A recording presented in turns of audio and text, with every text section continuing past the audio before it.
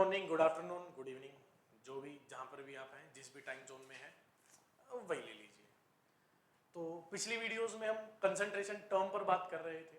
आज हम सॉल्यूशन में कंसंट्रेशन टर्म के बाद एक सोल्यूबिलिटी टॉपिक है, उस पर बात करेंगे।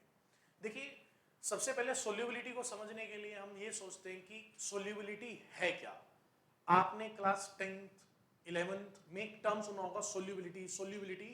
और इस सोल्यूबिलिटी आप क्लास 11th में भी देखते हो आयनिक इक्विलिब्रियम में, जहां पर आप बात करते हो सोल्यूबिलिटी प्रोडक्ट की। सॉरी, अगर आप सोल्यूबिलिटी प्रोडक्ट को बिना सोल्यूबिलिटी के कर रहे हो तो हमसे बड़ा बेवकूफ नहीं है इस दुनिया में। तो सबसे पहले देखते हैं सोल्यूबिलिटी।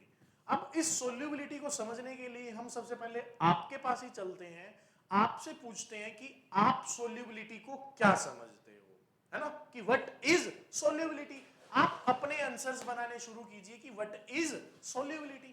तो एक एक करके शुरू करते हैं। जी मैम, व्हाट इज सोल्यूबिलिटी, वहां नहीं देखना है, छोड़िए, आप अपना बताइए। व्हाट इज सोल्यूबिलिटी, आप क्या समझते हो सोल्यूबिलिटी?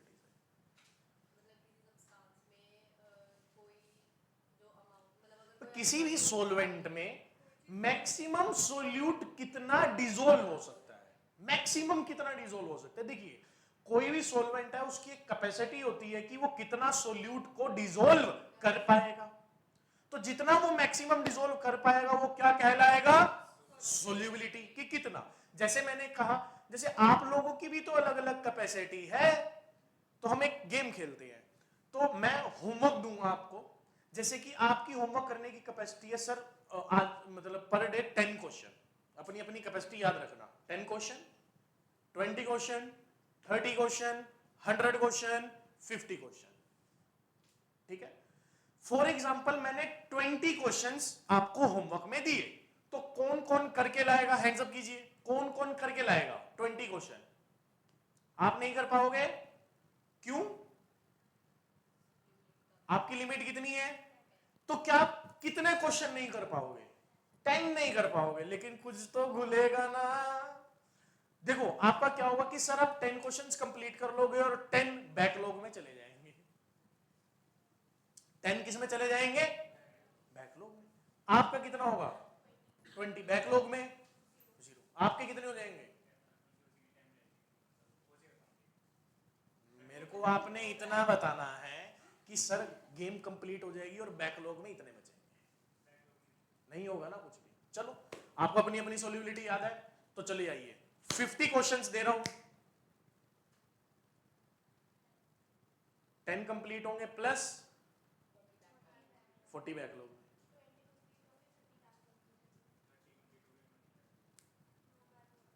All complete? अच्छा, आपका नहीं था। तो ये बैकलॉग में जाने का जो प्रोसेस है, मतलब आपकी सोल्यूबिलिटी, मतलब आपकी कितनी सोल्यूबिलिटी है, औकात कितनी क्वेश्चन करने की, कि मैक्सिमम कितनी है जी, वो पता चल गया। और बाकी किस में जाएंगे?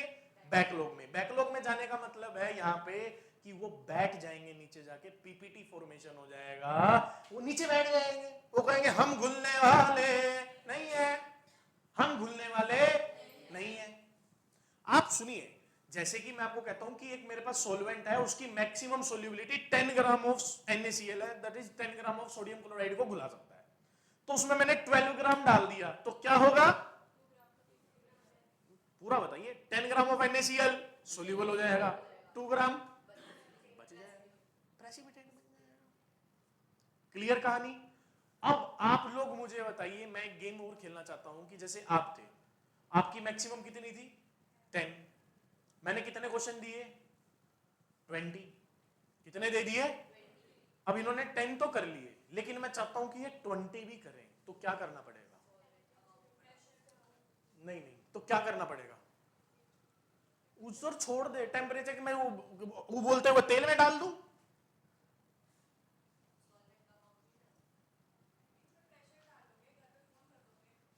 ये कहां आएगा? सर पे लेके बैठ जाऊं कर, है ना, मतलब एनर्जी बढ़ाई जाएगी यहां पे कि गेम खेल। इसकी मैक्सिमम कितनी थी?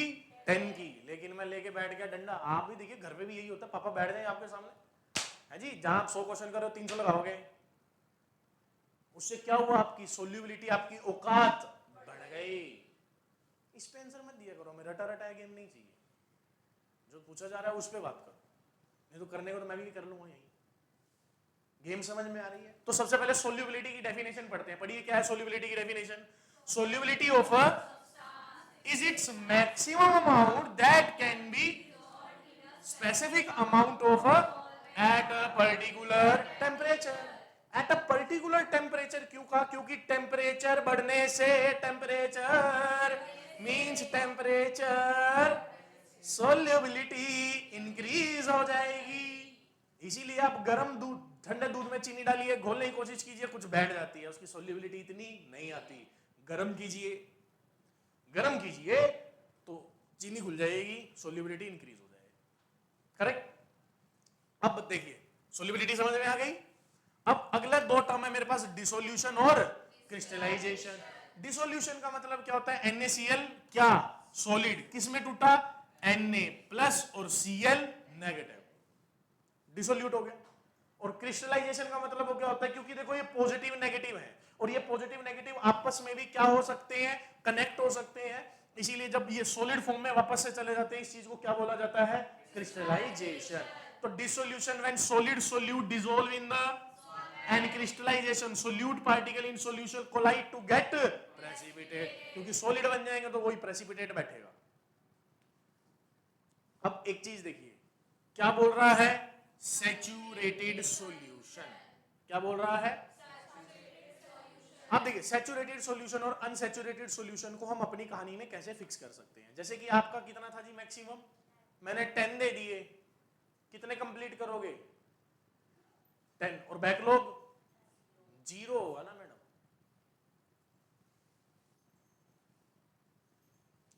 आपकी मैक्सिमम कैपेसिटी 10 क्वेश्चन करने की है, मैंने आपको 10 दिए, तो कितने कंप्लीट करोगे? बैकलॉग, फिर बैकलॉग बचेगा? नहीं बचेगा।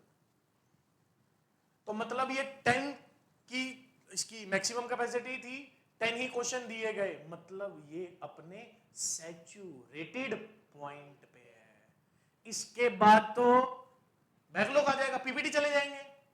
तो ये कैसे पे है? सैचुरेटेड, मतलब सैचुरेटेड वो मैक्सिमम रीच कर रखा है आपने कि सैचुरेटेड सॉल्यूशन है। आपकी कितनी कैपेसिटी थी? मैंने 10 क्वेश्चन दिए, हो जाएंगे, और दे सकता हूं, मतलब अभी ये सैचुरेटेड नहीं है, अभी करो। तो ये कैसा सॉल्यूशन कहलाएगा? अनसैचुरेटेड। Clear game? आ जाओ पढ़ लेते हैं इसको भी। A solution in which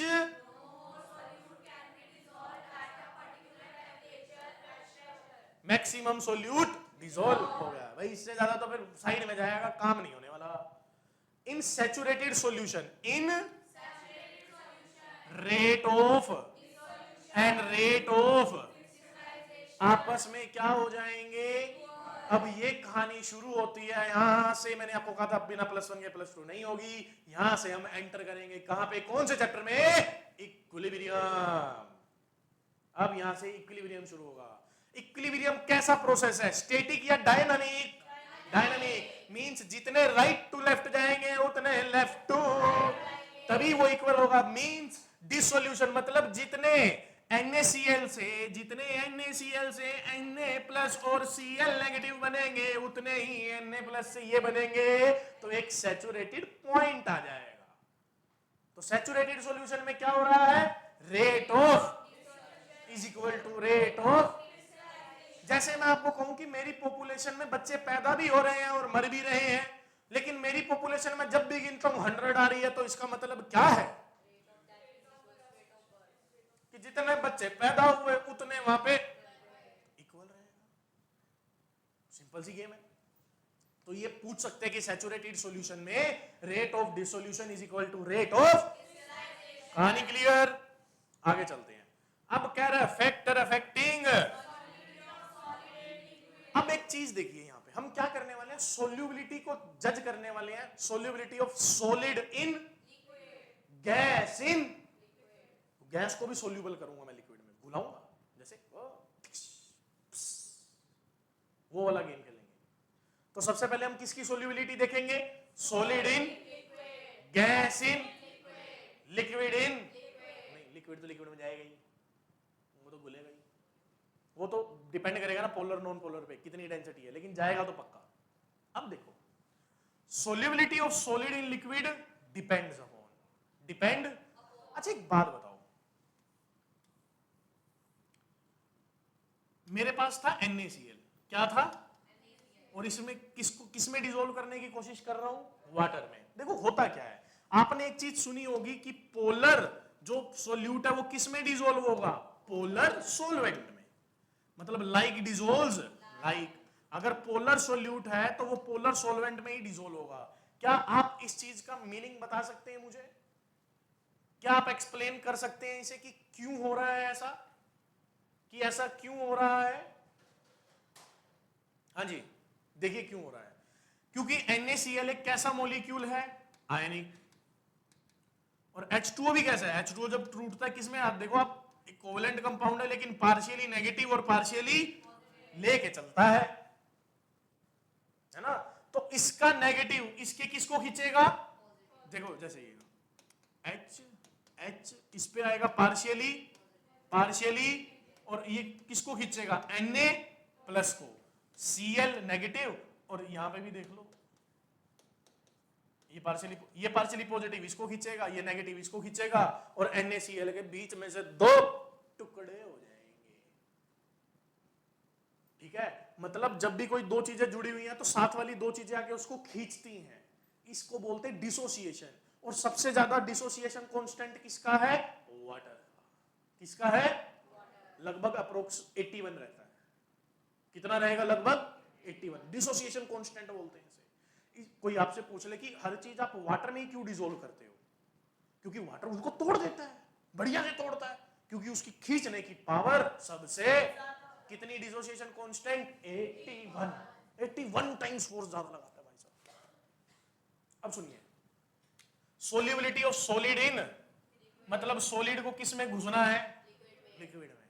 solid को किस में घुसना है जी, देखो सिंपल सा फंडा, आप शादी वाला कंसेप्ट देख लो, ये दुल्हन है, ये दूल्हा है, दुल्हन दूल्हे के घर जा रही है, और आपस में हम कह रहे हैं कि आप इकट्ठे से रहिए, ये चाह रहे हैं हम। तो ये किस किस चीजों पे डिपेंड करता है, पहला कि उनका नेचर कैसा, तभी घुलेंगे।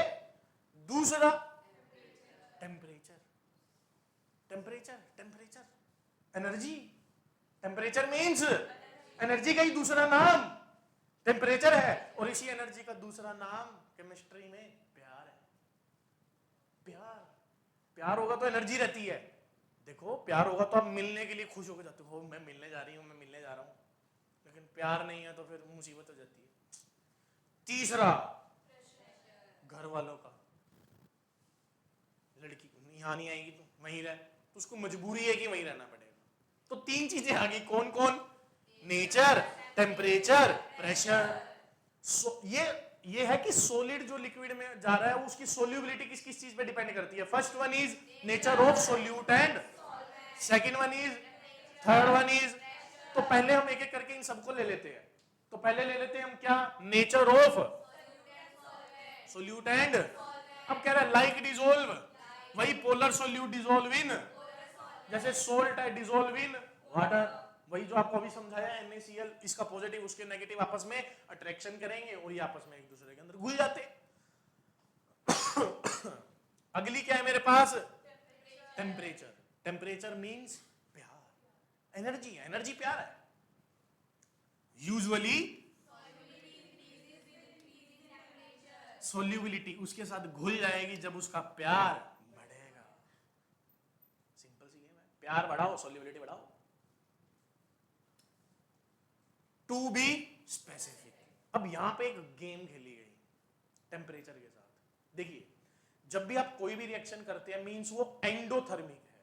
क्या है, एंडो मींस अंदर, मतलब वो हीट को एब्जॉर्ब करके वो रिएक्शन करना चाहते हैं। देखिए जैसे ही आप एंडोथर्मिक रिएक्शन के बारे में पढ़ रहे हैं, कौन सी रिएक्शन के बारे में, एंडोथर्मिक, मतलब वो हीट को एब्जॉर्ब करना चाह रही है ना, उनको प्यार चाहिए और आपने वो प्यार प्रोवाइड करा दिया तो वो रिएक्शन कंप्लीट हो जाएगी। ठीक है, अगली कौन सी होती है, वो कह रही है मेरे को हीट बाहर निकालनी है और आपने अगर उसको दे दी तो रिएक्शन बैकवर्ड हो जाएगी, सोल्यूबिलिटी डिक्रीज हो जाएगी। तो अगर आपसे कोई पूछे क्या हमेशा टेम्परेचर बढ़ाने से सोल्यूबिलिटी इंक्रीज होती है? नहीं सर, कब इंक्रीज होती है? Only and only in endothermic reaction, only and only in exothermic reaction में डिक्रीज होती है। इसीलिए आप डेफिनेशन में देखना हमने क्या लिखा हुआ है, यूजुअली, यूजुअली टर्म यूज किया गया। क्लियर यहां तक की गेम? आगे चले प्रेशर पे। हम पढ़ क्या रहे हैं बचवा? सोल्यूबिलिटी। सोल्यूबिलिटी के बारे में देख रहे थे और हमने देखा था फिर कि सोल्यूबिलिटी ऑफ सॉलिड इन कितने चीजों पे डिपेंड करती है? First one is solute and second one is, third one is. क्या हर बार टेम्परेचर बढ़ने से सोल्यूबिलिटी इंक्रीज होती है? हर एक इस पे अगले बात आते हैं जी, क्या? प्रेशर। तो no significant effect of are highly, मतलब सॉलिड और जो लिक्विड है इनकंप्रेसिबल है, इतना ज्यादा दबाया नहीं जा सकता, दबते नहीं है। तो प्रेशर का इफेक्ट सॉलिड और लिक्विड पे, लेकिन गैस पे आता है। तो जब मैं solubility of gas in liquid की बात करूंगा तो वहां पे प्रेशर का इफेक्ट ज्यादा आएगा, लेकिन यहां पे कोई खास इफेक्ट नहीं है।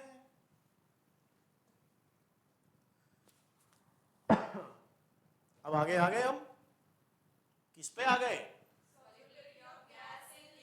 सोल्यूबिलिटी ऑफ गैस को लिक्विड में डाल रहे हैं, ठीक है। इसको समझने से पहले एक चीज और समझ के लाते हैं। देखिए गैस, अगर आप गैस के बारे में बात करें, गैस के पार्टिकल्स दूर दूर रहते हैं क्योंकि उसमें एनर्जी बहुत ज्यादा है। अगर मैं आपको एक कंटेनर दूं कि इस लिक्विड में इस गैस को डिसोल्व करना है, तो उन पार्टिकल्स को दूर दूर भगाना होगा कि पास पास लाना होगा? पास लाना होगा, दूर नहीं जाएंगे, पास आएंगे। जैसे कि देखिए, मान लिया मेरे पास एक कंटेनर है, इसमें लिक्विड भर लिया, ठीक है। अब यहां पे कुछ गैसियस पार्टिकल्स हैं, ध्यान से समझना, कुछ गैसियस दूर दूर है और मैं चाहता हूं कि वो किस में डिसॉल्व हो जाए? मेरे पास वाटर में, जो भी सॉल्वेंट था। इनको पास पास लाने के लिए आप क्या कर सकते हो? क्या लगाऊं इन पे?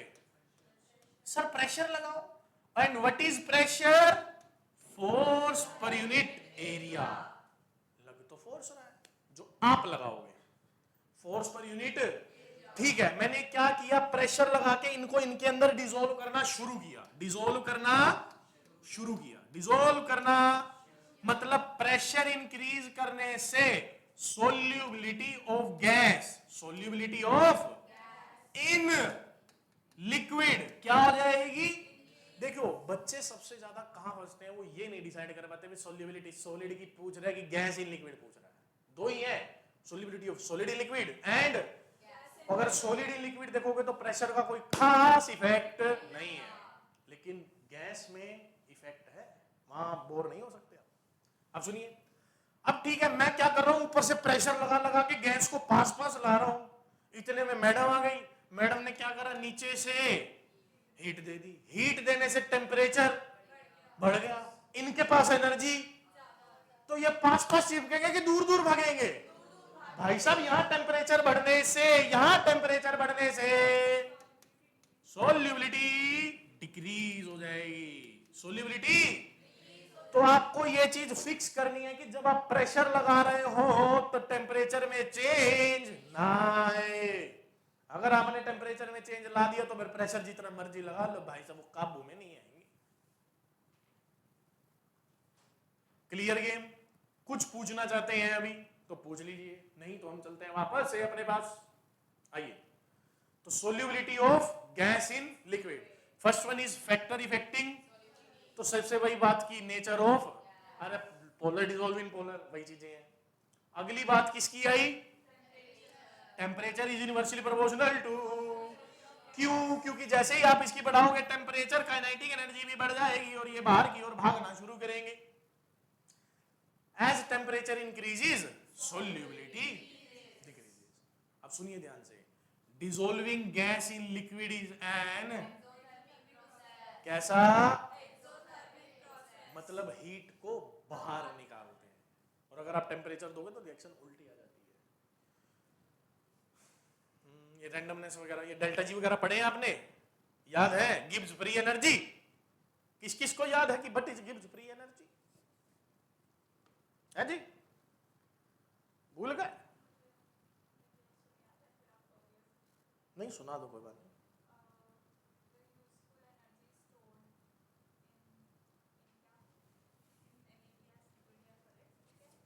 चलो एक और बात, आप +1 करके आए हो, एक बता दो,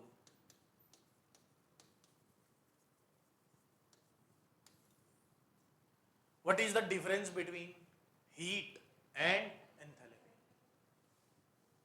दोनों अलग अलग हैं, दोनों सेम बात है, क्या है क्या नहीं है, आप बता सकते हैं? किस किस को आता है प्लीज? एक,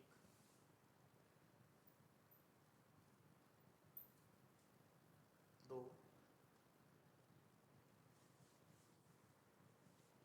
नहीं? खाना क्या बनाया घर पे?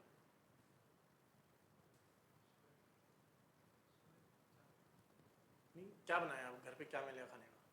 डिनर आज सोच रहा हूँ आपके घर ही कर लो। देखो मैं यहाँ से निकलूंगा तो फिर तो भूख लगी होती है यार, डिनर का टाइम होता है, तो आज आपके घर ही चलते हैं, बढ़िया डिनर करेंगे। मेरा डिनर हो रहा होगा, इसका भाई साहब खून सूख रहा होगा वहां बैठा बैठा। चलो बताते हैं, इससे पहले आप प्रेशर पे आइए एक बार के लिए।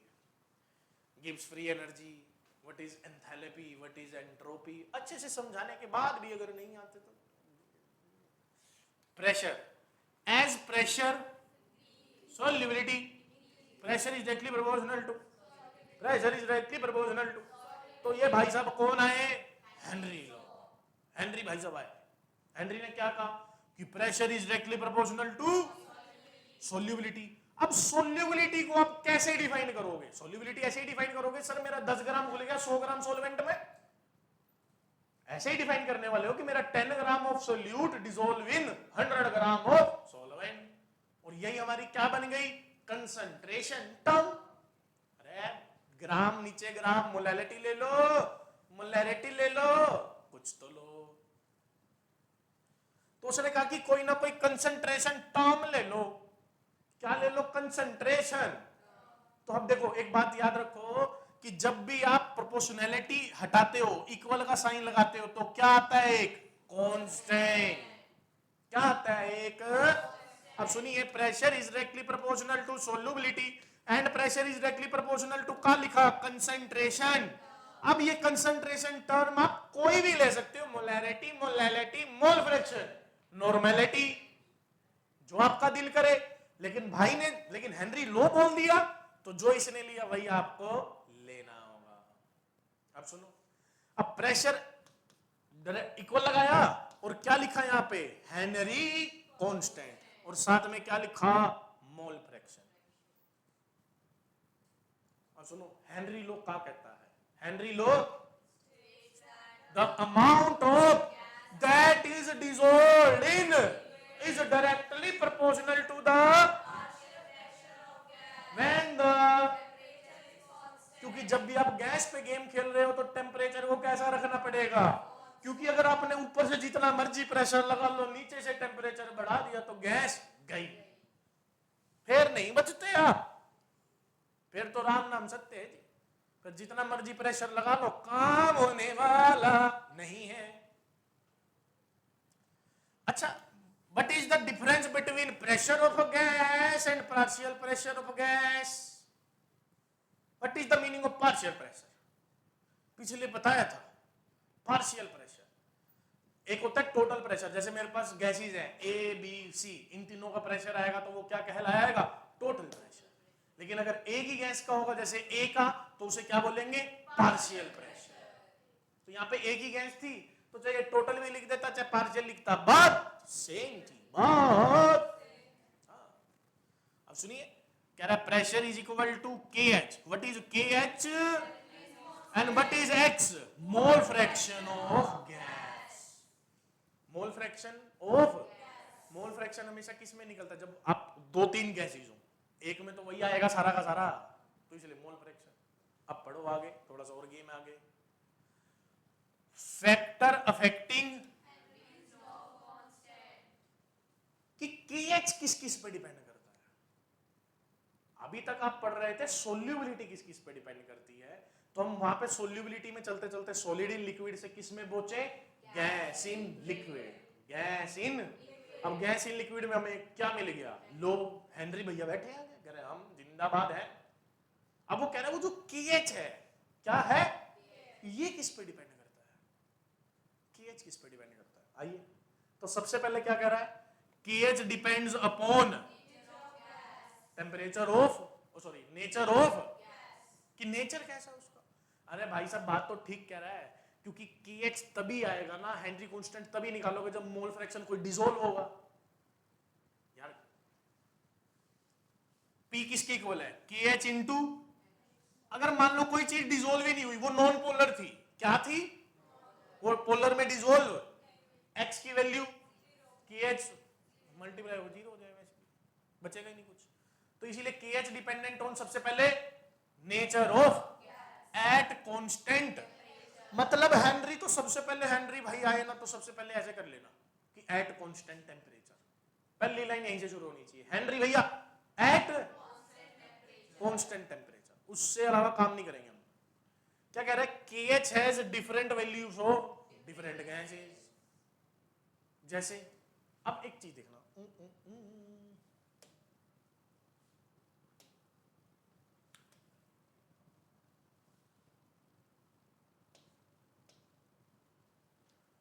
P is equal to KH into X, that is mole fraction of a gas soluble in a liquid या solvent। अब एक चीज देखना, अगर प्रेशर कांस्टेंट है तो Henry constant is inversely proportional to mole fraction. Mole fraction मतलब concentration, मतलब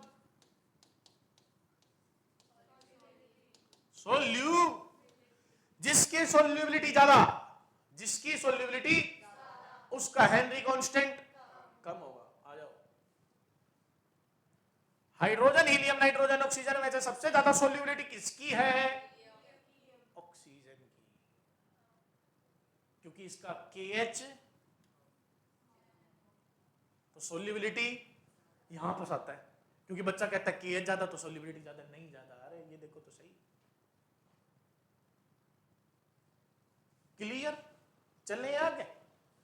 अब KH डिपेंड्स ऑन, हाँ क्योंकि सोल्यूबिलिटी अगर टेम्परेचर पे डिपेंड कर रही है और KH भी तो सोल्यूबिलिटी पे डिपेंड कर रहा है, तो सीधी सी बात है कि KH डिपेंडेंट ऑन टेम्परेचर। आप देख लो, अब देखो यहां पे यही चीज लिखी हुई है, solubility of gas KH is inversely proportional to, ये तो पढ़ लिए हम, ये तो पढ़ लिए।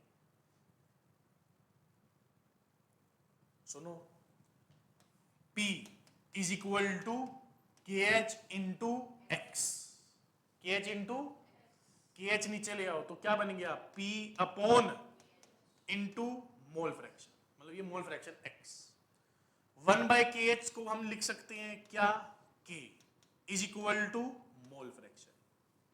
तो मोल फ्रैक्शन मेरा निकल के आता है PK, क्या निकल के आता है, where P is pressure and K is, नहीं है हेनरी कांस्टेंट, क्यों, 1/KH को मैंने क्या लिखा,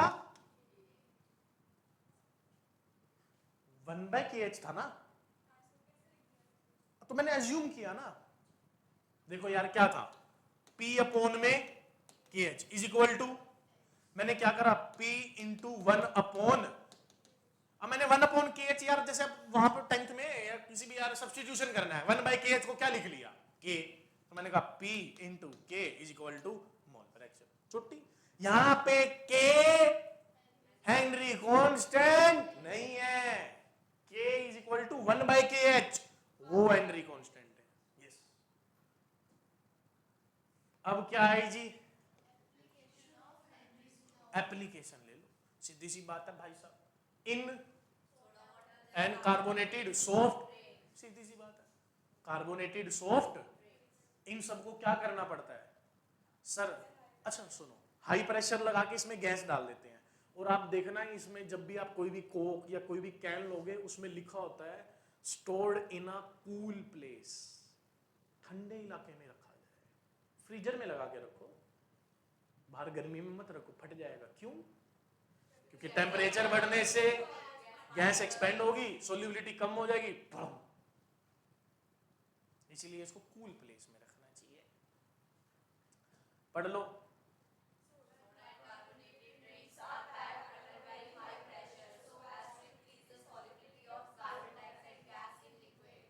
Pressure is directly proportional to when bottles are some gases giving up. This is because there will be above and carbon dioxide will easily escape as pressure अगर high रखोगे तो solubility भी, अगर प्रेशर खोलते ही लो हो गया तो solubility भी। अरे क्या बुद्धू क्वेश्चन, ये इंपॉर्टेंट है। इन डीप सी डाइविंग, इन डीप सी, अब देखो होता क्या है, इसको छोड़ो। मान लो मैं, ठीक है, अब आपको पता है कि यहां पर एयर में सबसे ज्यादा कौन सी गैस प्रेजेंट है? नाइट्रोजन। कौन सी है? मैं 70% के आसपास नाइट्रोजन है, ऑक्सीजन तो कम है 21% के आसपास। तो जब हम सांस लेते हैं तो ऑक्सीजन खींचते हो क्या air? Air, mixture of gases लेते हो। आपकी बॉडी में क्या होता है? एयर जा रही है, उस एयर में ऑक्सीजन तो आपकी बॉडी में पकड़ ली, नाइट्रोजन भी होती है आपकी किसमें? ब्लड में। आपके ब्लड में क्या होती है? लेकिन वो सोल्यूबल, क्योंकि इतने प्रेशर में नाइट्रोजन आपके ब्लड में सोल्यूबल नहीं हो सकती, सोल्यूबल नहीं हो सकती। ठीक है, यहां तक ये समझ में है, क्योंकि नाइट्रोजन को ब्लड में सोल्यूबल होने के लिए एक पर्टिकुलर प्रेशर चाहिए, जो कि यहां पर नहीं मिलता। यहाँ पे 1 atm है जो कि नहीं मिलता।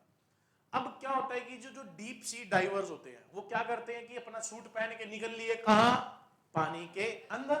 अब जितना जितना पानी में जाएंगे उतना ज्यादा प्रेशर बढ़ता जाएगा, और जो वो नाइट्रोजन ब्लड में अनडिसॉल्व थी वो ब्लड में डिसॉल्व हो जाएगी। वो ब्लड में तो सर नुकसान पहुंचाएगी? नहीं, अभी नुकसान नहीं पहुंचाती। लेकिन जब वो डीप सी डाइवर क्या आता है वापस से तो प्रेशर हो जाएगा, प्रेशर हो जाएगा, सोल्यूबिलिटी हो जाएगी, वो जो नाइट्रोजन डिसॉल्व हुई थी वो बबल की फॉर्म में बाहर आएगी, वो आर्टरी वेन्स को धक्का मारती है, ऐसे ब्लड में ऐसे होता है पस। भाई साहब बाई चांस वो आर्टरी भाई साहब आपकी ब्रेन की थी बढ़िया वाली, फट गई, हो सकता है ना ऐसा। देखो कितना अच्छा कंसेप्ट है। इसीलिए जो डाइवर्स अंदर जाते हैं तो देखा होगा ना, अपने सिलेंडर लेके जाते हैं, सिंपल ऑक्सीजन तो भेज नहीं सकते, प्योर ऑक्सीजन तो पॉइजनस है, तो वो क्या करते हैं? देखिए, ऑक्सीजन प्लस नाइट्रोजन नहीं भेजते, क्या भेजते हैं साथ में? ऑक्सीजन प्लस हीलियम, क्योंकि हीलियम का KH देखना, अब कहां से कहां ले गए? हीलियम का KH सबसे ज्यादा है, सोल्यूबिलिटी कम है। भाई साहब देखो सबसे ज्यादा किसका है? देख रहे हो साइंस, डेली लाइफ में एप्लीकेशन, यही तो समझना था। बहुत मुश्किल नहीं था वैसे, है जी, मुश्किल तो नहीं था, बस थोड़े से भाई KH के ये थोड़े से देखने पड़ेंगे, बैठ के थोड़ा काम कर लिया तो समझ में आ गया। ऐसी बात नहीं कि समझ में ना आए, समझ के समझ को समझो। अब ये पढ़ लेना भाई साहब, प्रेशराइज सोल्यूबिलिटी बढ़ेगी तो कह रहा क्या करे, पढ़ लो। इन डीप सी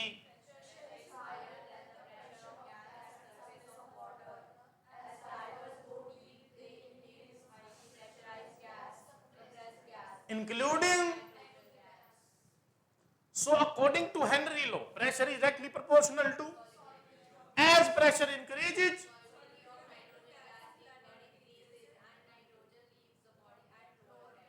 on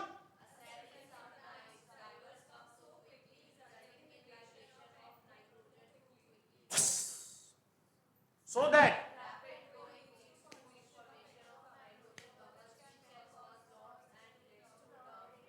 क्या हो जाएगा, क्लोटिंग होगी, नर्व ब्रेकडाउन, भाई साहब अंदर ब्लड में ऐसे फुसफुस हो रही है तो गड़बड़ हो जाएगी। Instead of helium is because, मैं तो बढ़िया क्वेश्चन नहीं है रे, बकवास है ये तो, मैं लिखूंगा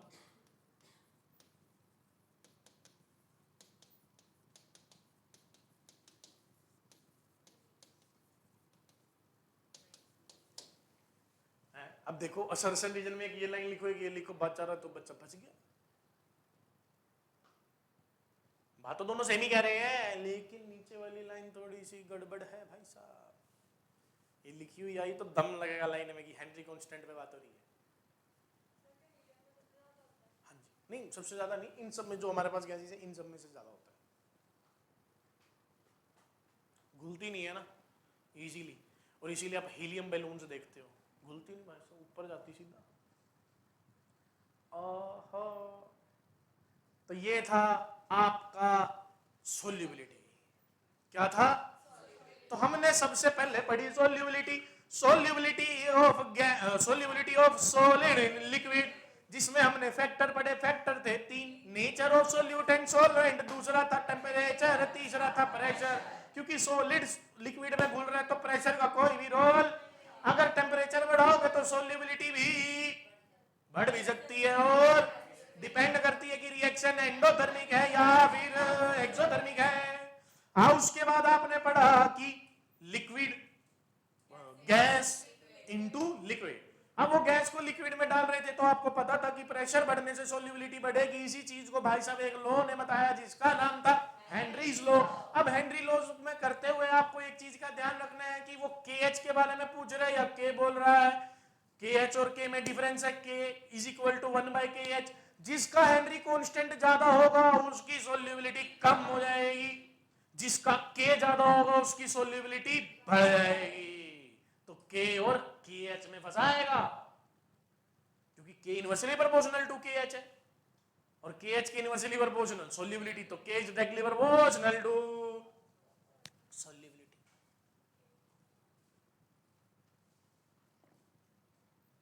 इसीलिए जो डीप सी डाइवर्स है वो ऑक्सीजन के साथ नाइट्रोजन एयर का मिक्सचर नहीं लेके जाते, क्या लेके जाते हैं? हीलियम। तो पहले क्या करते थे, एयर भर देते थे कि लो जी भरो चले जाओ, बंदे मरे थे। बिना कुछ कांड करे तो हमें अकल नहीं आती।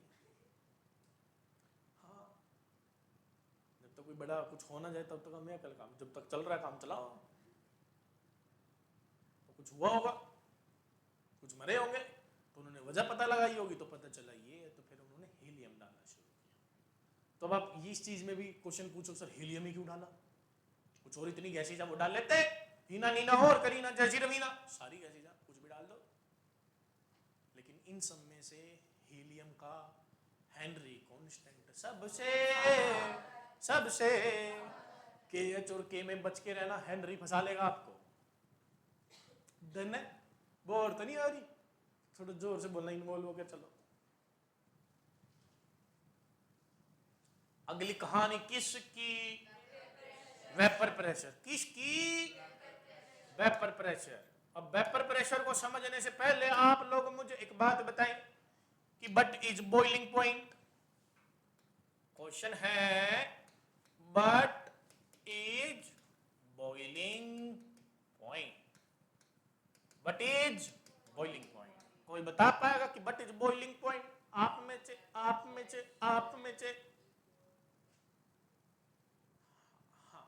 बताइए।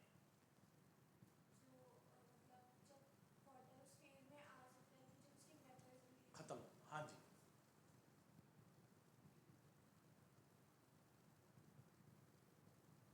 Full stop.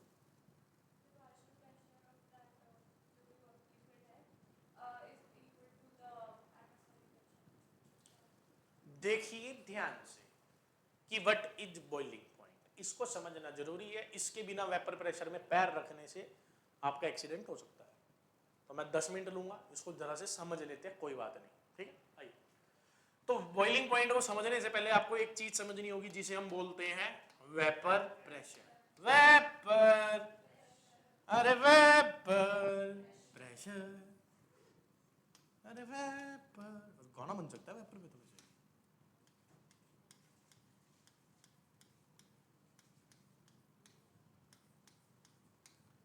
ये देखिए एक कंटेनर, उसमें डाला पानी, उसको दे दी हीट, अब ये पकड़ेंगे एनर्जी और एनर्जी पकड़ के बाहर निकलेंगे, उड़ने लगेंगे। और जब ये उड़ने लगे तो मैं भी पक्का था, मैं कहा उड़ के दिखाओ। क्या रख दिया इसके ऊपर? एक ढक्कन। क्या रख दिया? एक ढक्कन। अब क्या होगा? ये जाएगा, इससे टकराएगा और वापस आएगा। ये इससे टकराएगा, टकरा के वापस, इसकी कुछ मास होगा, किसी वेलोसिटी से गया वापस आया, तो क्या हो गया? Change in momentum. Change in, और चेंज इन मोमेंटम पर यूनिट टाइम क्या कहलाता है? फोर्स। और फोर्स पर यूनिट एरिया क्या कहलाता है? प्रेशर। क्या कहलाता है? इस ढक्कन को उठा के क्या आप वेपर प्रेशर मेजर कर सकते हो? नहीं। प्रेशर किस वजह से आया? फोर्स। फोर्स किस वजह से आया? मोमेंटम। मोमेंटम क्यों चेंज हुआ? क्योंकि वेलोसिटी चेंज हुई। वेलोसिटी क्यों चेंज हुई? क्योंकि आपने टेम्परेचर रेज किया। सिंपल सी गेम थी, समझ आई? अब सुनिए, इस चीज को हम क्या बोल देते हैं? Vapour pressure. क्या बोलते हैं? वेपर। अब कई चीजें होती हैं भाई साहब, उसको आप गर्म करोगे ना, गर्म करोगे तो वेपर में कन्वर्ट इतनी जल्दी नहीं होती। बैठी जैसे आयरन रख दो, करो गरम, वेपर बन के उड़ने लगेगा का?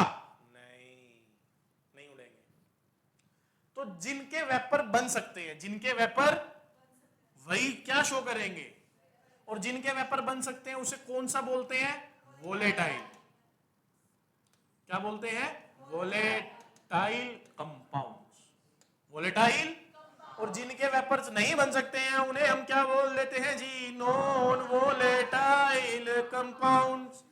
तो आई थिंक आपको डिफरेंस समझ में आ गया होगा कि वोलेटाइल कंपाउंड और नॉन वोलेटाइल कंपाउंड में क्या डिफरेंस है। यहां तक की कहानी समझ में आई। अब हम चले जी थोड़ा सा आगे।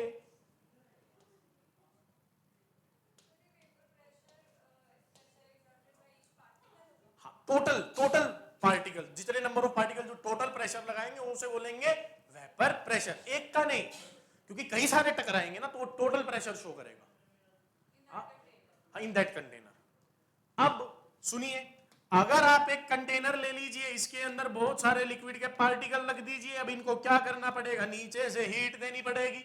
जैसे ही आप इन्हें हीट देंगे तो ये पकड़ लेंगे एनर्जी। एनर्जी पकड़ के कहां जाना चाहेंगे? ऊपर। कहां जाना चाहेंगे?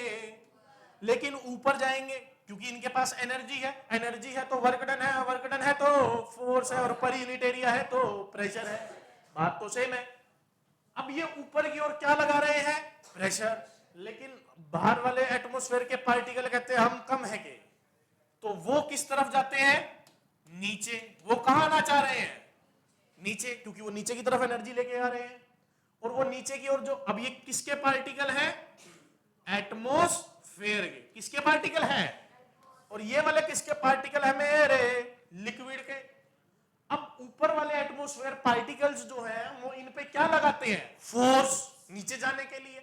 और वही पर यूनिट एरिया बन के क्या कहलाएगा? प्रेशर। इसीलिए इन्हें क्या बोलते हैं? Atmospheric pressure. जो हमारे ऊपर पार्टिकल है वो क्या लगा रहे हैं मुझ पे? एटमॉस्फेरिक। जैसे कि समझने के लिए आप समझ सकते हैं कि जी हमारे ऊपर एटमॉस्फेयर प्रेशर लग रहा है। हाँ, कैसे? क्योंकि ऊपर से एक पार्टिकल आया, उसने कोलाइड किया और वापस चला गया। वो कोलिजन के चक्कर में क्या चेंज हो गया? Momentum. And change in momentum पर यूनिट टाइम कहलाता है फोर्स, और force per unit area pressure. क्योंकि वो एटमॉस्फेयर की वजह से टकराया हमारे साथ तो क्या कहलाया? Atmospheric pressure. तो सर हमें एटमॉस्फेरिक प्रेशर फील क्यों नहीं होता? फील इसलिए नहीं होता क्योंकि हम हैबिचुअल हो चुके हैं, एडप्ट हो चुके हैं। लेकिन जब बच्चा यूट्रस से बाहर आता है तो उसके ऊपर बहुत ज्यादा एटमॉस्फेरिक प्रेशर फील होता है उसे, क्योंकि अंदर इतना ज्यादा नहीं था, क्योंकि उसे उसमें एमनियोटिक फ्लूइड में रखा गया था। तो जैसे ही वो बार आया तो उस पर क्या लग गया, एटमॉस्फेरिक प्रेशर। समझ आया कि what is atmospheric pressure? Atmospheric pressure कितने एटीएम का होता है जी? 1। कितना होता है? And what is boiling point? What is boiling point? Boiling point कहां होता है? जब वेपर प्रेशर, वेपर किसके इक्वल हो जाए? एटमॉस्फेरिक प्रेशर के। एटमॉस्फेरिक। अब इसको समझने के लिए 2 मिनट और दीजिए। जैसे कि मेरे पास एक कंटेनर है, इसका टेम्परेचर मैंने कितने डिग्री रखा? 10। एक और कंटेनर है जिसका टेम्परेचर मैंने कितने डिग्री रखा? 20। एक और टेम्परेचर है जिसका मैंने डिग्री कितना रखा? 100। अब एक बात बताइए, जैसे जैसे टेम्परेचर बढ़ेंगे तो एनर्जी भी बढ़ेगी। एनर्जी बढ़ेगी तो मोमेंटम बढ़ेगा, ऑटोमेटिकली मोमेंटम बढ़ेगा तो फोर्स बढ़ेगा, फोर्स बढ़ेगा तो प्रेशर भी बढ़ेगा। मतलब जैसे जैसे आप यहाँ पे क्या बढ़ा रहे हो?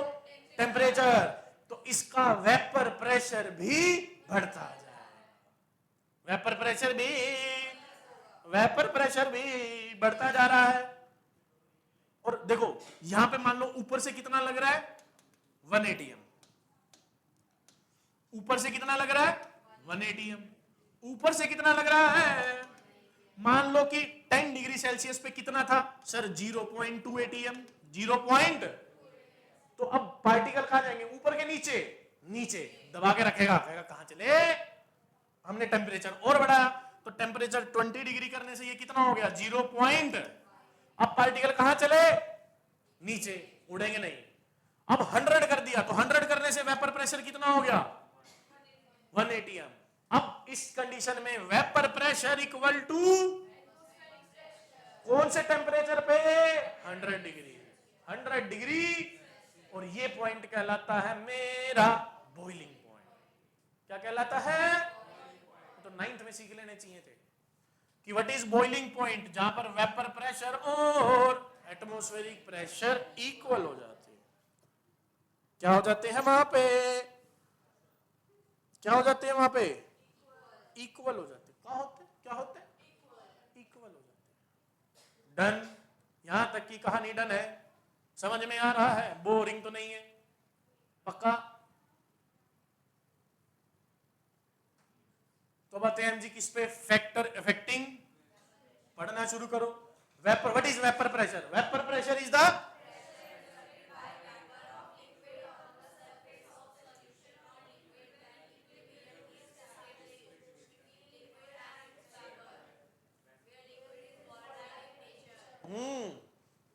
कह रहा है लिक्विड तो ले लिया, वो लिक्विड कैसा होना चाहिए? भाई नॉन वोलेटाइल लेके बैठ जाओ, फिर तो आएगा ही नहीं ना यार। चले आगे। Factor affecting temperature is directly proportional to, ये तो आप समझ रहे हो, टेम्परेचर बढ़ाओ एनर्जी बढ़ेगी, मोमेंटम बढ़ेगा, फोर्स बढ़ेगा, प्रेशर बढ़ेगा। अरे एक चीज समझ लो, ब्रह्मास्त्र लग रहा फिजिक्स का? पढ़िए। As temperature more vapors will be, which result in, as temperature vapor will gain, move, there will be more, which increase. I think ये केमिस्ट्री वालों ने फिजिक्स ढंग से नहीं पढ़ी, तभी एक्सप्लेनेशन नहीं आ रहा है मोमेंटम के साथ। लेकिन हमारा कोई दिक्कत नहीं, हम तो ये भी तो बोल सकते हैं कि उसने वर्क डन ज्यादा किया। वर्क डन ही, एनर्जी ही। जिसने केमिस्ट्री का पेपर बनाना उसके क्लियर होंगे, देख लेना, वो फंसा लेगा आपको मोमेंटम में, कहेगा बताया ना मोमेंटम किसका ज्यादा, टेम्परेचर कम या ज्यादा? ज्यादा।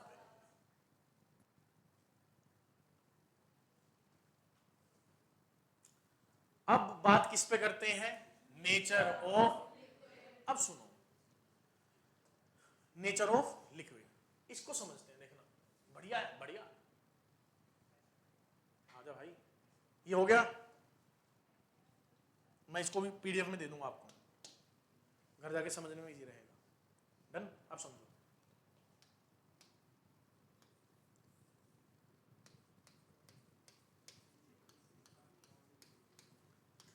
मैंने टेम्परेचर दिया, लिक्विड था, टेम्परेचर दिया, क्या होगा टेम्परेचर देने से? एनर्जी इंक्रीज होगी। ये क्या करेंगे? क्या करेंगे? मतलब मान लो ये वाला जो है भाई साहब, कहां गए? ये वाला कहता है कि मैं जा रहा हूं, मैं जा रहा हूं। अच्छा, ये साथ वाले कहते हैं क्या बात, तू कैसे जा रहा है? ये इसके ऊपर क्या लगा लेते हैं? Inter molecular force. क्या लगाते हैं? जितना ज्यादा इंटरमोलिकुलर फोर्स होगा वेपर्स उतने कम बनेंगे, कम बनेंगे तो वेपर प्रेशर उतना कम आएगा, क्योंकि नंबर कम हो जाएंगे। जितना ज्यादा इनके बीच में इंटरमोलिकुलर फोर्स होगा तो ये क्या उड़ पाएंगे? नहीं। अगर उड़ेंगे नहीं तो क्या प्रेशर एक्सर्ट करेंगे? नहीं। Means vapour pressure is inversely proportional to intermolecular force. Clear?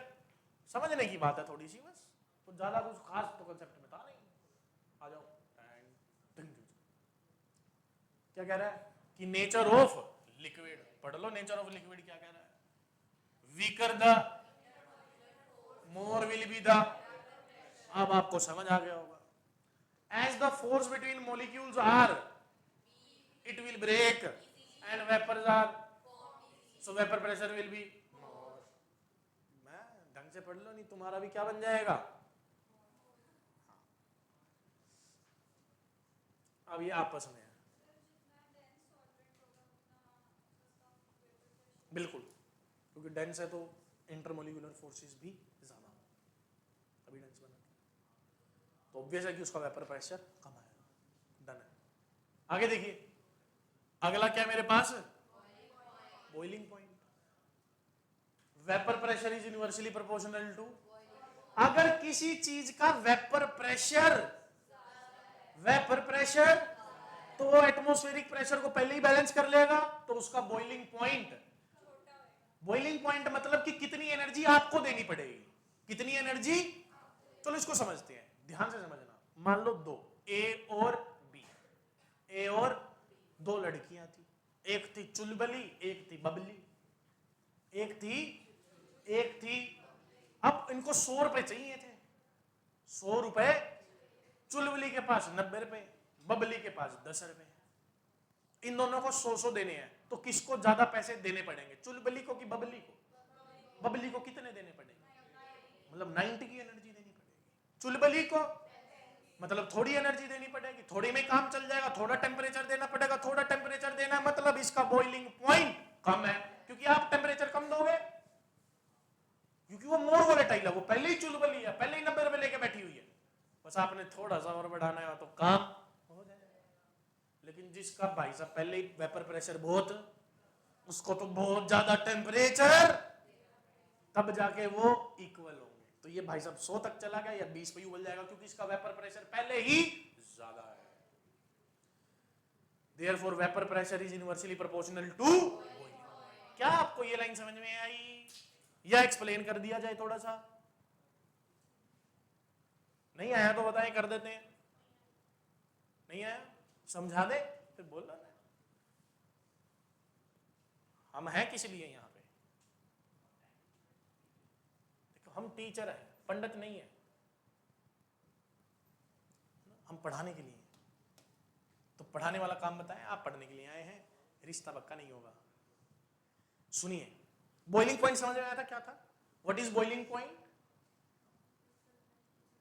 Atmospheric pressure. ठीक है, जा यार।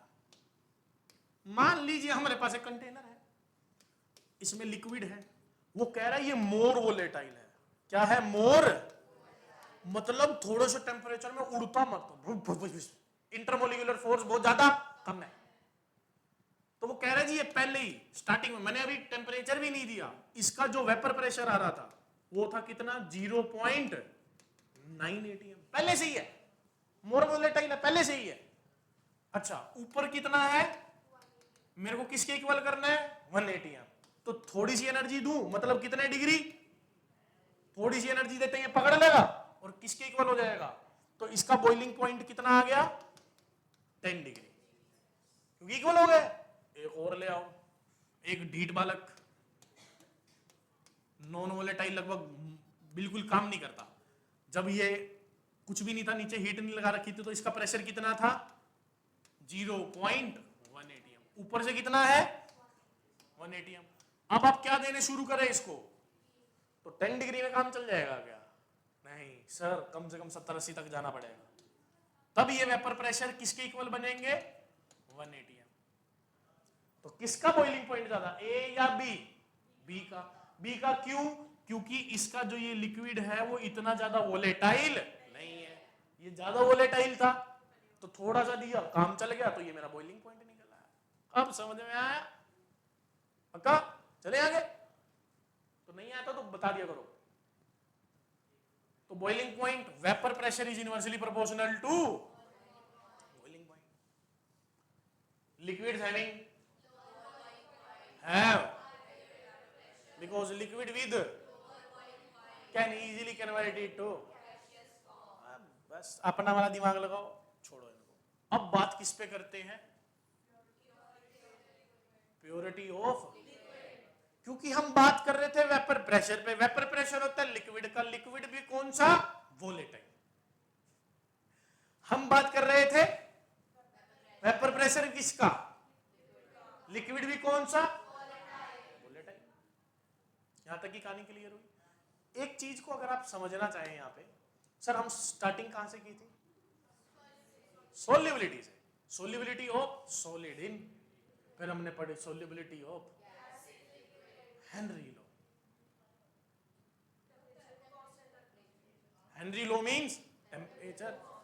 हेनरी आते तो देखो, हेनरी नाम सुनते ही दो चीजें, पहला, दूसरा के एच और के में फंसा सकता है। दोनों हाथ के क्वेश्चन, हेनरी मतलब ये दोनों हाथ में बैठा हुआ आपके, कंफर्म? गलत नहीं होने चाहिए, और जे या बेटे टेस्ट में गलत करेंगे अलग से कटिंग की जाएगी, कटिंग समझ। अब सुनो, कह रहा है प्योरिटी ऑफ लिक्विड। मैंने क्या करा, 100 ml प्योर सॉल्यूशन लिया volatile, 100 ml pure solution volatile. अगले वाले में क्या किया, 90 ml वोलेटाइल और 10 ml non volatile.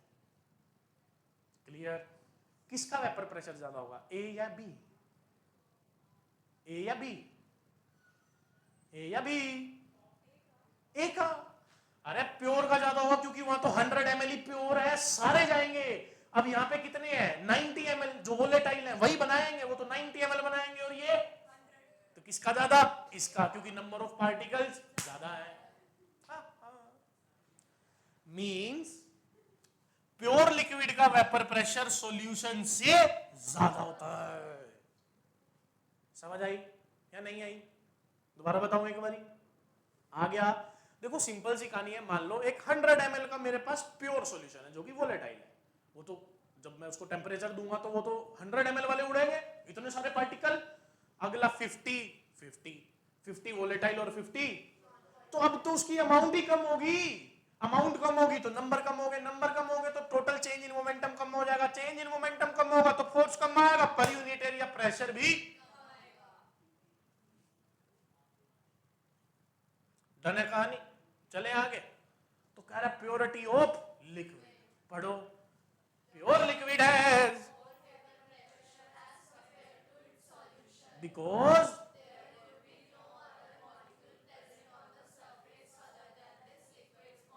Easily evaporate. मतलब कह रहा है कि जी जब आप नॉन वोलेटाइल डालोगे ना तो बीच में घुस के आपको डिस्टर्ब कर सकते हैं, है ना, इंटरमोलिकुलर फोर्सेस ले आएंगे, कुछ ले आएंगे तो डिस्टर्ब कर सकते हैं, तो जिससे आपका प्रेशर बाहर निकलना मुश्किल हो सकता है। वो समझाने की कोशिश है। कौन आया? कौन आया? अरे कौन आया?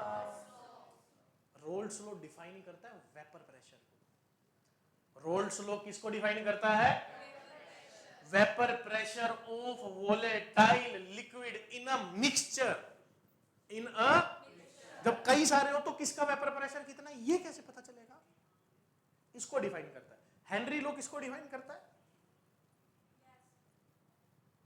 सोल्यूबिलिटी ऑफ, डिफाइन करो, सोल्यूबिलिटी ऑफ।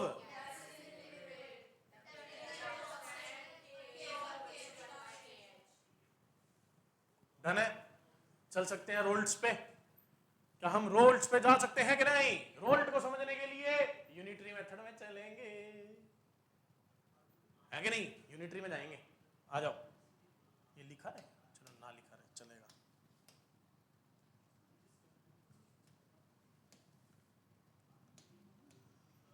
हमारे पास एक कंटेनर, फिर उसके बाद एक और कंटेनर, और उसके बाद एक और कंटेनर। अब सुनो, इसके अंदर है gas A, gas mole of A कितने? 10 मोल ऑफ ए 10। तो ये प्रेशर एक्सर्ट कर रहे होंगे इनकी वॉल पे, तो प्रेशर ऑफ ए कितना आया? 100 एटीएम। कितना आया? अब ये जो प्रेशर ऑफ ए है, ये सॉल्यूशन का या प्योर ए का है? प्योर ए का। तो प्योर ए का लिखने के लिए मैं यहां पे पी नोट ए लिख देता हूं कि सर ये प्योर का है। किसका है? प्योर वाले का है। किसका है? प्योर का।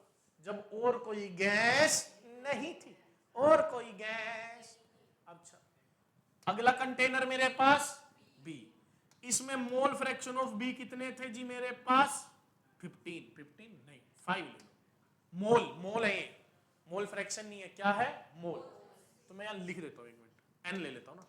एन यहां 10 हो गए, यहां पे एन हो गए 5 moles of A, moles of. और इसका प्योर का जो वेपर प्रेशर है वो कितना है? 200 एटीएम।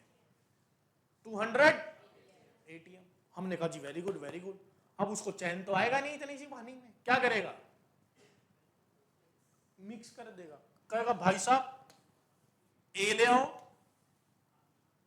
और दूसरी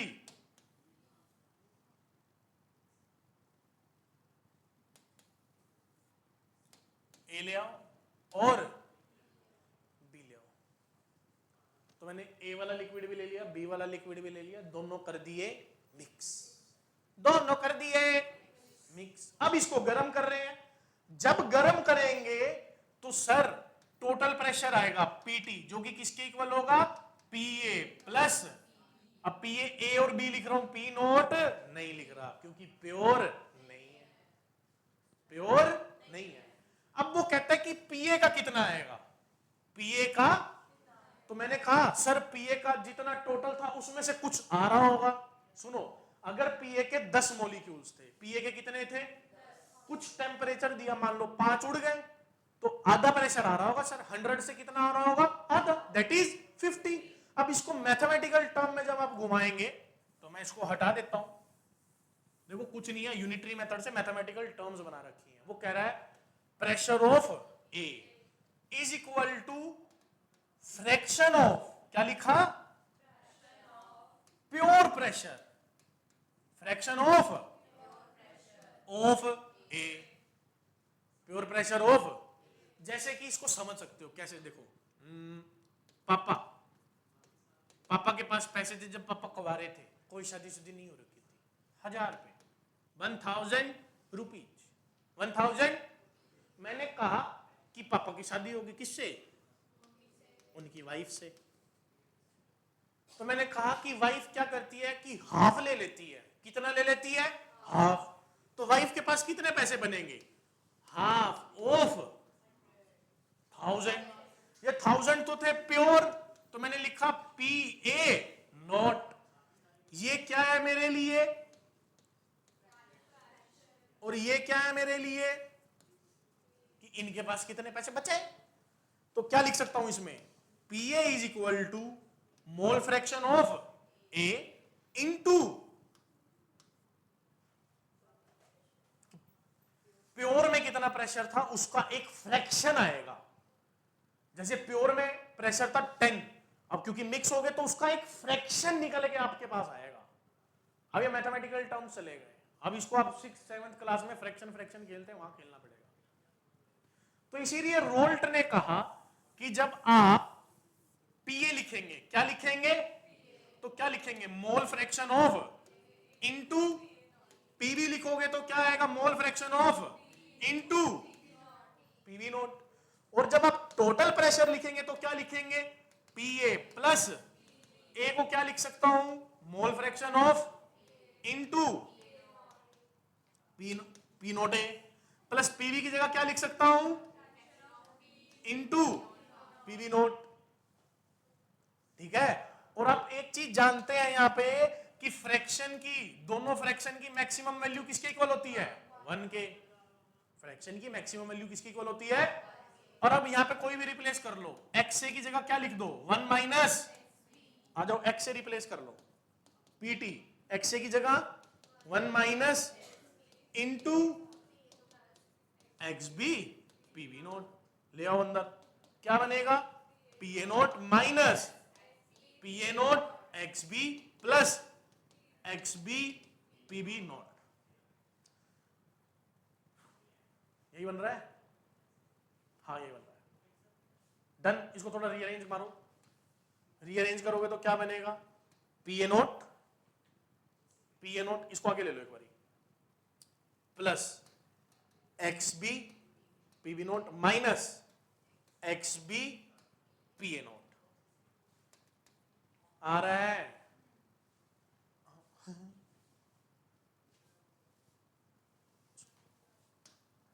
अब P A naught x B common ले लो, क्या बच गया, ये किसकी इक्वल आ गई, मेरे को ना समझ नहीं आई बात, ये निकालना ही क्यों, हो तो रहा था काम सीधा, अलग अलग निकाल के ऐड कर दो, करे नहीं मैं तो ये चाहिए मेरे को, काम कहीं फंसा रहे हैं, मैथमेटिकल इक्वेशन है, चलो बताओ। इसमें मैंने किसको चेंज किया था, एक्स ए को, आप किसको चेंज कर सकते हो, बस एक्स भी चेंज करोगे तो ये एक्स हो जाएगा, ये उल्टा हो जाएगा, करके देख लेना। रोल्ट लो क्या कहते हैं, रोल्ट लो कहता है यार मैं टोटल बता देता हूं आपको, पीए और पीबी, प्योर बता दो और कितने मोल डाले वो बता दो। मोल फ्रैक्शन जानते हो, मोल फ्रैक्शन ऑफ ए कैसे लिखेंगे, number of moles of by में टोटल मोल्स, बाय में टोटल मोल्स। अब सोचो ये इतने थोड़े से टिपिकल हो जाते हैं, इस पे ग्राफ आएगा, इस पे क्वेश्चन आएंगे, ये इतनी सारी चीजें करके आनी पड़ेंगी, मोल फ्रैक्शन ये वो, जिनका वो क्लियर नहीं, या तो वैसे ही गए, तो सॉल्यूशन है ये।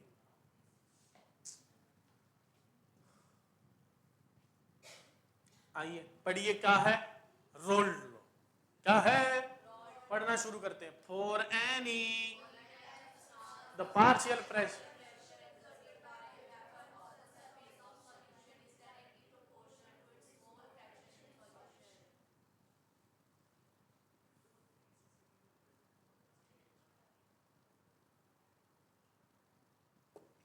डन। आगे पढ़िए, नोट, नोट दे रहा है, मना नहीं करते, ले लो, क्या कह रहा है,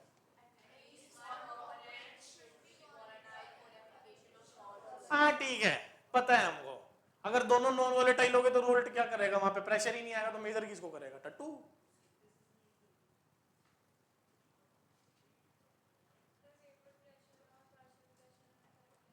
है जी,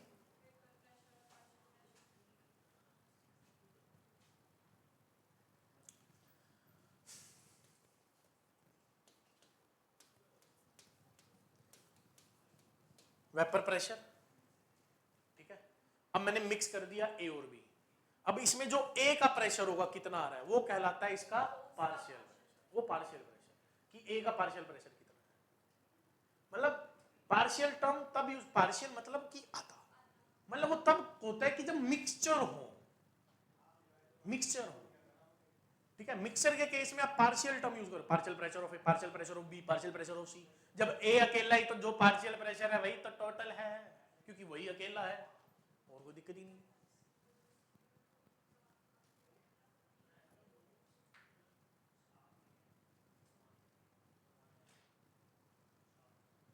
अब बात किसकी आई, केस वन, केस कह रहा है जी रोल्ड स्लो लगाना है, एक दूसरा भी वोलेटाइल, अगला भी, और P A note is greater than, P A note is greater than, मतलब उसका प्योर कंडीशन में वेपर प्रेशर ज्यादा था किससे, पीबी नोट से।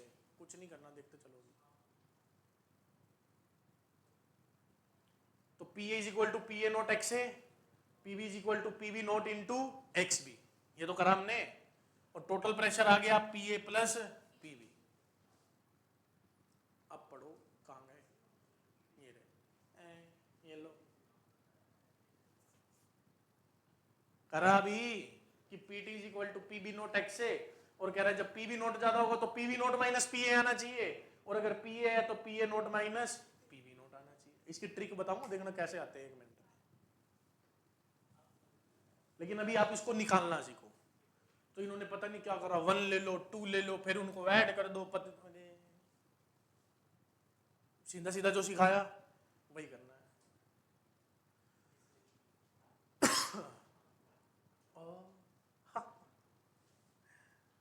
क्या है, ग्राफ ऑफ रोल्स लॉ। मैं आपको ग्राफ दिखा देता हूं पहले।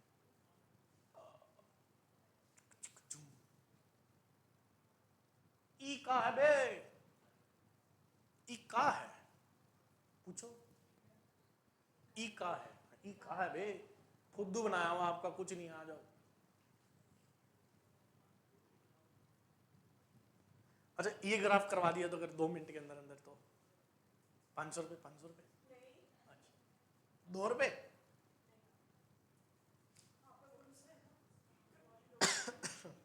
तो 2 रुपए का रिस्क तो ले सकती है, 5 का, 2 रुपए की शर्त लगी भाई साहब।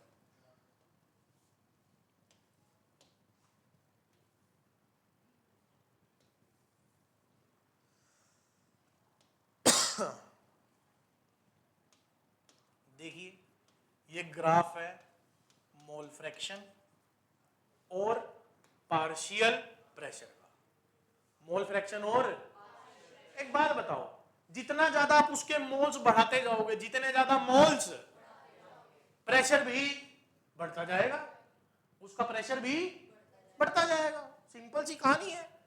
तो इसका ग्राफ कैसा आता है, स्ट्रेट लाइन, टिंग, ठीक है। अच्छा मोल फ्रैक्शन की मैक्सिमम वैल्यू कहां जा सकते हो आप, मोल फ्रैक्शन की मैक्सिमम वैल्यू कितनी हो सकती है, 1, मिनिमम 0, है कि नहीं। ये ग्राफ समझ में आया, ओके। पीबी के लिए ले लो, ये एक्स बी और ये पीबी, टिंग टिंग टिंग, ये भी स्ट्रेट लाइन आएगा। सर ये तो आसान थे, वो मुसीबत है, आ जाओ उसको भी कर लेते हैं।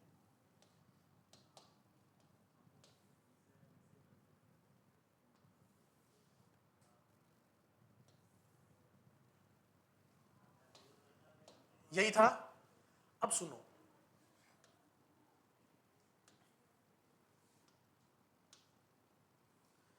इस कंडीशन में यहां पे अगर मैं बोलूं आपको x से कितना है 0, x से कितना है, और यहां पे आके x से कितना हो जाएगा 1, x से कितना हो जाएगा,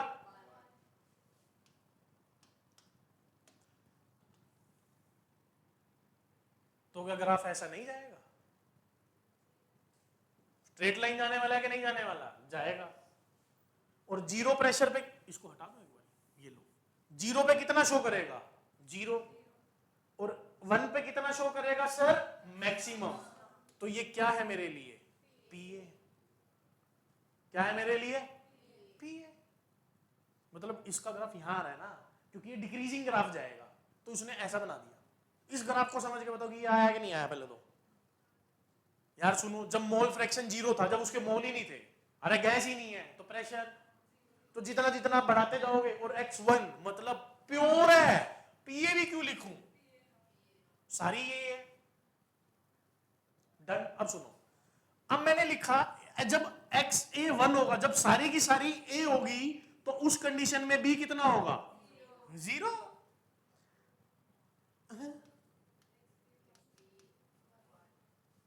बन होगा।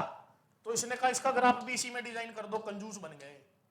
कह रहा ये लो, अब सुनो, बी के लिए ग्राफ डिजाइन कर रहा हूं, किसके लिए, बी के लिए ले लो। जब 0 था तो बी भी कितना होगा, और जब वो 1 होगा तो कितना होगा, ये किसके लिए आ गया पी बी नॉट, छुट्टी। मतलब ये दो ग्राफ हैं, एक ऐसे है एक ऐसे है, दोनों को मर्ज कर दिया तो ऐसे आ गया। नीचे से देखो, देखो यहां पे जी ए 0 है, बी 1 है, तो ये मैक्सिमम शो कर रहा है कितना, पी बी नॉट। ये एक्स ए 1 है तो पी ए नॉट शो कर रहा है, बी का कोई रोल ही नहीं है।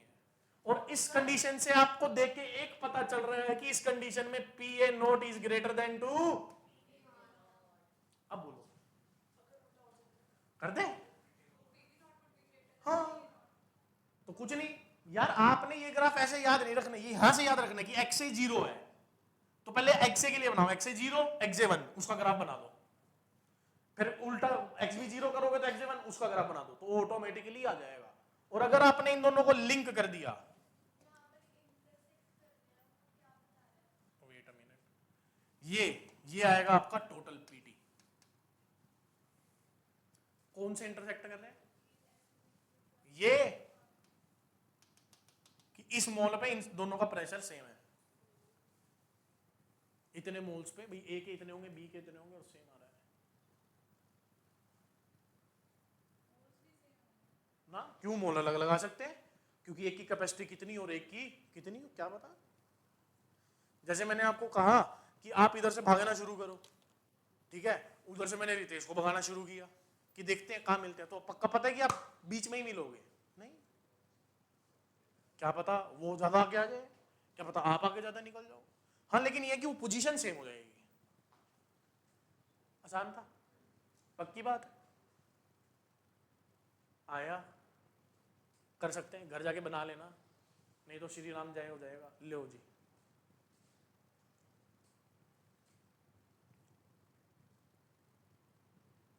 चल सकते हैं आगे। अब वो फिर वो y इज इक्वल टू वो खेलने हैं, खेल लो खेल लो। अगला क्या है? Case 2 of roles law. क्या कह रहा है?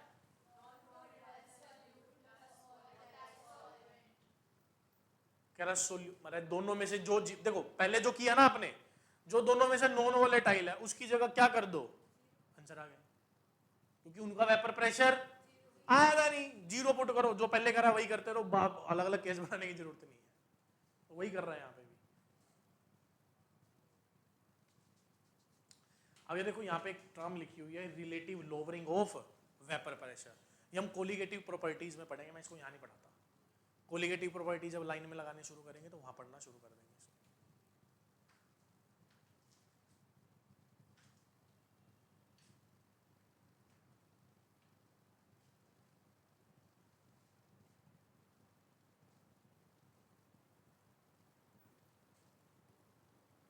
चलो सुने, इसको एक बार यहीं रोकते हैं, और इसके बाद हम नेक्स्ट वीडियोस में अपना आगे का जो हमारा रोल्स लॉ का कंसेप्ट पढ़ा हुआ है, एक हम रोल्ट लॉ और डाल्टन लॉ को एक्सप्लेन करेंगे, और उसके बाद हमारी कोलिगेटिव प्रॉपर्टी शुरू हो जाएगी। तो कोलिगेटिव प्रॉपर्टीज और ये रोल्स लॉ का कंसेप्ट, इसको हम एक ही वीडियो में, नेक्स्ट वीडियो में कंप्लीट कर लेंगे। उससे पहले आपको रिक्वेस्ट है कि आप अपना कंसंट्रेशन टर्म्स जहाँ पे मोलैलिटी उसको कंप्लीट कर लेंगे, और साथ में जो अभी तक पढ़ा इसको कंप्लीट कर लेंगे, ताकि हम थर्ड लेक्चर में इस पूरे चैप्टर को कंप्लीट कर सकें। अगले लेक्चर में ये चैप्टर कंप्लीट हो जाएगा। ठीक है, तो मिलते हैं आपसे नेक्स्ट वीडियो में। Thank you.